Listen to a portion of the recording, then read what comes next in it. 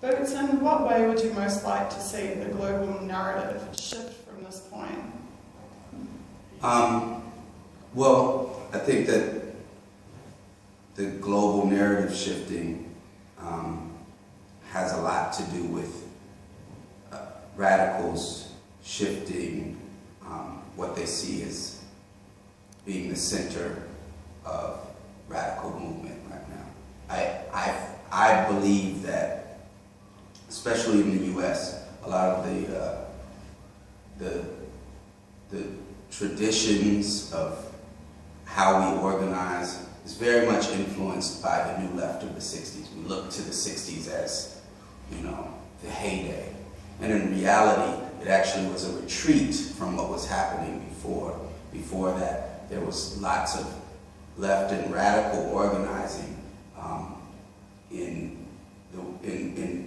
around labor. Now, the primary contradiction in capitalism is exploitation, and that's at the labor point, on the job. Most of the radicals that we know are not organizing on their job. They're organizing afterward in another campaign that, you know, it's almost like it's extracurricular activity, and we're trying to get people to do stuff that's not on their job, right? To do it, and everyone is telling us, look, I gotta work, I can't do that shit. And so the answer to that is also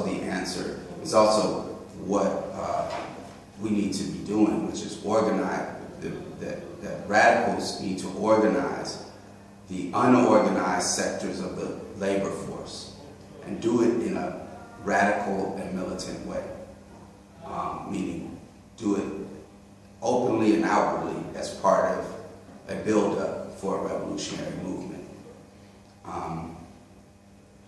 And I think that organizing around the withholding of labor will give the radical movement the power and the teeth that it needs to be able to demand even the little reforms that it asks for and to win things.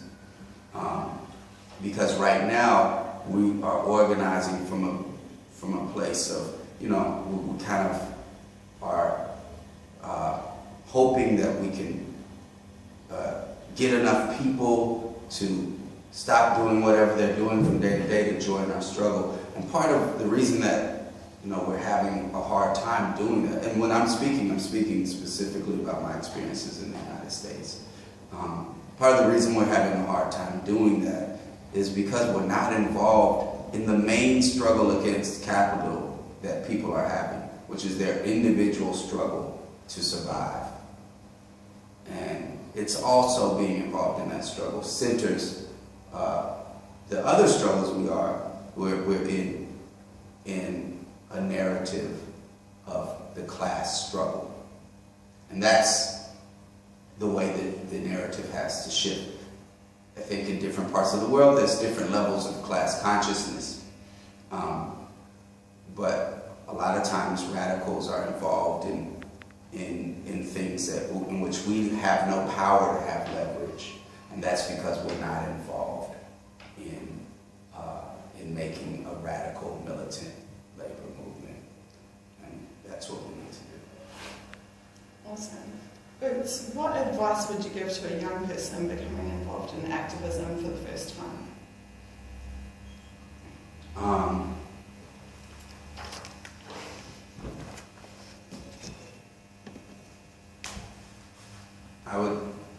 I would say that, I don't know, there's a lot of advice. I probably talk to them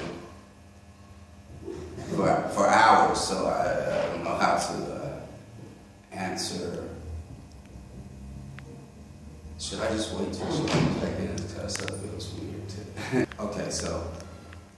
One more time. Can I grab some water, you guys? My throat is like chocolate, so I'm so hot.